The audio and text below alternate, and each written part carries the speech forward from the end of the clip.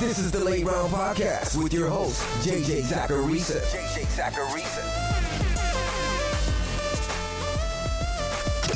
What's up, everyone? It's JJ Zacharisa, the editor-in-chief at FanDuel and at numberfire.com, and this is episode 368 of the Late Round Podcast, one of many shows that are part of the FanDuel Podcast Network. Thanks for tuning in. You'll notice that this Mailbag episode is out on a Thursday, and that's because of the NFL Draft. I usually record Thursday afternoon for this Mailbag episode, but with so much likely changing in round one, it wouldn't make sense to publish a podcast on Friday that then didn't talk about the draft. If you want some takes from me as things happen during the draft, though, then you're in luck, because this year I'm going to be streaming live on YouTube while the draft is happening. I'll be on YouTube with my colleagues Jim Sonis and Brandon Gadula. We'll be hanging out, talking prop bets, fantasy implications, and I'll be giving instant projections for the offensive skill players who are drafted. So when Jerry Jeudy gets picked, I'll talk about his projection and the process to get that projection immediately after. You can check out the stream at youtube.com/FanDuelVideos. Make sure you subscribe now so you don't miss it. We'll be streaming live about 15 minutes before round one starts, and we'll be doing both day one and day two. Day two should actually be pretty wild with running back and wide receiver picks. But definitely come hang out with us at youtube.com/FanDuelVideos. The first question this week is from @StairwayToEvan17. What are some things that you watch for during the draft, other than something like an RB needy team drafting one in the first round? One of the key things that I've learned through the years is to not think so short term with each pick that's made. I know that sounds obvious, but a good example of that is actually with the running back position. We're going to see teams like Pittsburgh, for example, potentially get a running back with a higher than expected pick in this draft. And some people are going to be like, what are they doing? They have James Conner. They have running backs on that team. But teams are savvy enough to know that paying a running back a lucrative second contract is a bad idea. So they're planning ahead. Conner's a free agent next year, so the Steelers need someone to be able to step in and carry the workload. Basically, don't always think about the following season when these picks are made. Don't think only in the current calendar year. I know the majority of us think that way, but there's a lot more to a pick than simply that player versus what a team currently has rostered. This next question is from @22jbright. How does one decide what's more important? Think Tampa Bay. Play calling, quarterback tendencies, or player talent? This is to say, how do you think Gronk will do in Tampa Bay in 2020, but one in more of a broad question for helping other situations? Okay, so I feel like I answer these types of questions all the time, and the general answer is that there's not one thing that's necessarily trumping another. Maybe that sounds like a cop-out answer, but it's true. Everything works together. Some coordinators have very specific schemes. Others will tailor what they do to personnel. And then obviously the quarterback position dictates so much, so how he plays is important too. But I do want to take this time to talk about Rob Gronkowski. The return of Gronk is awesome. It's fun, it's entertaining, it's all the above. I'm here for it. I'm also here to be as level-headed of an analyst as I can be. And I can tell you guys that I was kind of shocked by some of the analysis surrounding Gronk when the trade initially went down. Some of the things that I saw stemmed from how Gronk really hurts Godwin and Evans to taking Gronk in the 5th round of drafts. Like, I get it. We're all pumped for this. I'm pumped to see Rob Gronkowski on a football field again. But let's be realistic. The last time we saw Gronk, he wasn't that dominant of a fantasy asset. He finished as a fringe top 10 tight end in points per game, and we've now seen Gronk fail to play a full season in every single year since 2011. So there are obvious red flags for a guy who's coming off a missed season. So again, let's just be reasonable. We know the upside, but there's some downside too. When I plugged things in and created a projection, Gronk was a fringe tight end 1. He was tight end 14. Now keep in mind, projections generate an average. I can make the argument that from a rankings perspective, Gronk should be a top 10 tight end because of the upside that comes with Rob Gronkowski. What if he comes back healthier? What if we get the old Gronk? But entering the season, tight end doesn't look as bad as it did last year, I'd argue. Tyler Higbee is rising, Jack Doyle's usable, Blake Jarwin has potential, there's Noah Fant and TJ Hawkinson, Mike Gesicki, Hayden Hurst, and that's on top of every early round tight end lock. So it's not that I hate Gronk next season, I think he's fine. I just think there was a pretty big overreaction to all the news. This next question is from @BethanyL Peters, and it kind of stems from the previous one. It says, regarding episode 359, on Brady throwing deep in 2020, you mentioned Bruce Arians' offenses love intermediate to deep ball throws. Is this line of logic assuming Brady is adaptable? He hasn't been forced to adapt in quite some time. So in 2019, Jameis Winston threw it 15 or more air yards on 24.3% of his throws. That's the second highest in the league. Only Matthew Stafford was throwing it intermediate and deep at a higher rate. Brady was on the other end of the spectrum at 16.2%, so it's a pretty significant difference. In 2018, for Brady, that number was 17.2%, so a little bit higher. In 2017, though, his rate of throwing it deep was 20.5%. I don't think we need to expect Jameis Winston type aggressiveness from Tom Brady, but I think expecting a 2017 type season is pretty reasonable. And all the while, like I said on the show in the past, Brady's had good completion rates on those throws. So I'm not worried about his ability to be accurate down the field. And look, quarterbacks can dictate a lot, but the weapons around those quarterbacks are just as, if not more, important. We saw that with Alex Smith in Kansas City. He became a completely different quarterback at times when they added those vertical elements. And Tom Brady has not played with weapons like this, at least not in a long time. I don't think there's enough evidence to show that he's washed and not able to adapt, or at least in the middle, with Bruce Arians' offense and what he likes to do. This next question says, yo, my quarantine pod schedule is a bit off, but I haven't heard you break down Lynn Bowden yet.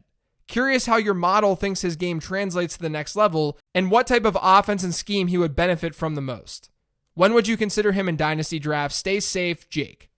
So straight up, just so everyone knows, my model isn't going to pick up on guys like Bowden very well. Bowden's rushing production doesn't get picked up in the model, and that was a source of a lot of what he did last year as a junior. I sort of view rushing similarly to kick and punt return production. It's great to have because it shows versatility for a player. But my model doesn't recognize it because over a larger sample, it doesn't help things. It doesn't make the model more predictive. But it's good to know that going in. I don't just take my model and say, these are my rankings, because of situations just like this. The same goes for Antonio Gibson. Those hybrid players are tough to scout via metrics. I'm not going to hide from that fact. I like Bowden, though, and you shouldn't have to spend anything significant to get him in rookie drafts. I think he's the right risk reward after round 2. We'll just have to see what his landing spot is and where he gets drafted to be more precise with that. This next question says, what's up, everyone? It's a late round podcast listener here. Thanks for tuning in to this email. How do you view the Arizona Cardinals wide receivers, particularly in a dynasty lens?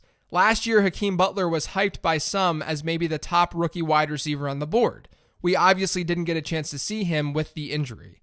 Isabella flashed a couple of times, and even Keyshawn Johnson gets some occasional hype.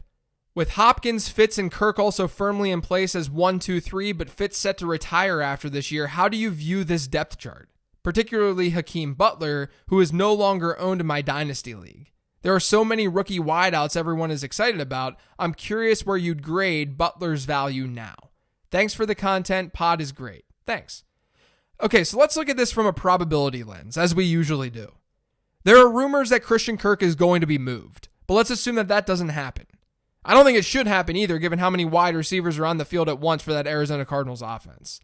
Like I talked about on episode 343 on bailing on unproductive rookies, I'd argue that things don't look great for Andy Isabella. And I loved Andy Isabella coming out. His lack of production just doesn't give him great odds moving forward, though. With Butler, he had flaws as a prospect, or his profile did. He broke out late, and his draft capital wasn't super strong. He was a 74th percentile wideout in my model, which is fine, but it's definitely not a lock. It's not unbelievable. Now, I don't mind throwing darts at those guys necessarily, but with this loaded wide receiver class, I wouldn't be surprised if we see those two players get pushed down their depth chart even more, especially if Christian Kirk isn't dealt. This next question says, hey JJ, this question relates to how draft capital affects your prospect model. When you refer to draft capital, is it solely in terms of which pick the player was taken in the NFL draft, or is it in terms of when they were taken relative to the rest of their position group? I keep seeing mocks with wide receivers flying off the board, but in a wide receiver draft class this deep, I could see teams waiting on wide receiver picking scarcer positions early, knowing they'll get wide receiver value in the later rounds rather than reaching early. If all wide receivers are pushed later in the draft, how does that affect how you look at them? Thanks, JJ. Love the show. Anthony from Boston. Yeah, so this is a super valid question. I'm inputting overall pick, so it doesn't put into context how good the NFL draft class is. Part of it is because it's subjective to do it that way. It's subjective to do it the way that you're describing. Like, we definitely believe that this is a good draft class. I love this wide receiver draft class. But do we, number one, know that as a fact? And number two, know that teams are going to act differently as a result? And if teams do act differently and they wait a little bit longer at wide receiver because the position is so deep, how do we get confirmation of that? How do we know that's true? But then in addition to that, the majority of the work that I do within my model is through the lens of that particular draft class. I'll randomly reference percentiles like I just did with Hakeem Butler, but I'm not doing it in a way where I'm comparing Hakeem Butler to another wide receiver in like this class. I'm mostly just saying Hakeem Butler was fine in my model. Nothing special after he was drafted, but he wasn't bad. Whereas if I'm analyzing things in that particular season, I'm comparing Butler to other wideouts from that class because of rookie drafts. So hopefully that all makes sense. It would just be really, really tough to measure something like this. This next question says, "Hey JJ, you have quickly become one of my favorite fantasy football analysts due to your analytical and common sense approach. Thank you. One player we really differ on, though, is A.J. Brown. You seem much more bullish, so I'm hoping to find out what I am missing in my analysis of A.J. Only 4 wide receivers the past 5 years averaged over 12 yards per target. The next year, their yards per target fell by 34%. This would mean A.J. Brown, 12.51 in 2019, could be closer to 8.25 yards per target in 2020. If his targets bump up to 120, that's only 990 yards. His current ADP is wide receiver 13, which produced 15.9 points per game last year. That means A.J. Brown has to go 80, 1,209, or some variation of, just to get what you paid for. Couple this with the macro trends in the NFL causing the spread between wide receiver 12 and wide receiver 30 to be fairly tight, and he is not someone I want to touch this year at his current ADP. What do you think? Thanks for making me a better fantasy football player, Mike." Thank you for the kind words. So to be clear, I'm much more bullish on A.J. Brown in Dynasty than I am A.J. Brown in Redraft. My projections for the 2020 season actually have Brown as a firm wide receiver 2, not a wide receiver 1. He's not really far from wide receiver 1 numbers, but I don't disagree with the greater point being made here. I do disagree with how you came to the numbers that you did, though. I'm actually not seeing the same thing that you're seeing because I don't know what type of parameters you set. But I see 5 wide receiver seasons since 2010 where a wide receiver has seen a 12.5 yards per target rate while maintaining at least 50 targets. Jordy Nelson in 2011, Mike Wallace in 2010, A.J. Brown last year, Tyler Lockett in 2018, Kenny Stills in 2013. Each of those players with next season data of seeing significant volume, so 50 plus targets again the following season, did see their yards per target rate drop. That's to be expected. No one's going to maintain that. But the average dip was just under 21%, not 34%. So if we go by that number, then A.J. Brown's going to have a yards per target rate that's closer to 9.9. At that rate, he's very close to 1,200 yards on 120 targets. But this is a good example of why I don't just set semi-random parameters and project that way, especially within a small sample. Like if you extend the sample size and you look at players with an 11 yards per target rate or better that have next season data of 50 or more targets, so 2 seasons with 50 plus targets back to back, the average decrease is actually higher. It's 24%. It's higher than the 4 wide receivers I just talked about who had significantly higher yards per target rates in that year 1 season. Now, how is that the case? Well, there are some really big splits for some players. Some players saw dips of up to 36 or 37% in yards per target year over year. That skews things. And by the way, I would be shocked if A.J. Brown saw just an 8.25 yards per target rate next year. Since 2011, we've had almost 50 wide receiver seasons where the wideout had a yards per target rate of 10 while also seeing 50 or more targets the following season. So 50 targets in back-to-back years, with that first year having a 10 plus yards per target rate. Of those players, 70% of them had a yards per target rate higher than that 8.25 mark the following year. And those players were not all ascending talents that had a super high 12.5 yards per target rate during their rookie year. Now, of course, A.J. Brown could flop, but I would be surprised if he's as bad as you're making him out to be here. This last question says, JJ, newer listen, but enjoy the show. Thanks. How do you value rookie draft picks with trading up or back? Specifically, what should it cost to move up a few spots in the first round of a rookie draft? Say 108 to 104. Thanks. Okay, so let's not complicate this. Let's just look at this in a really simplistic way. The easiest way to evaluate trades that deal with picks is to look at what type of players will be drafted with those picks. So let's say that you're in a non-superflex league and you're trying to get from the 108 to the 104. The 104 is likely to have a potential stud running back, whereas the 108 sees a drop into that big tier of wide receivers that I talked about on the show earlier this week. So you may be talking Clyde Edwards-Helaire, or maybe even Jerry Jeudy or CeeDee Lamb with that 104 pick. And at 108, you're talking Justin Jefferson or Jalen Reagor or something. Now, I don't want to answer this specific question for you, but you then have to figure out, okay, if I have a Justin Jefferson type player and I really want to get Jerry Jeudy or CeeDee Lamb, what in addition to my 108 should I be adding to make this a fair deal? And honestly, one way to exploit trades like this is by having a really good grasp on where the tiers are likely to form in dynasty drafts pre-draft. And give yourself a slight buffer. Right now, I'd argue that the top 7 picks are a strong place to be in rookie drafts right now, in single quarterback leagues. But it may be smarter to try to trade into the top 6 just to ensure one of the top wideouts and one of the top running backs, because one of those running backs might not go to the best spot in the world. But that's the general thought process that I think a lot of people can go with when trying to evaluate these types of things. The same goes for any sort of draft. And honestly, it goes for keeper decisions as well. If you're struggling with a keeper choice, ask yourself who you'd be taking at that price instead of the player that you'd be keeping. It helps put things into perspective in a very simple way.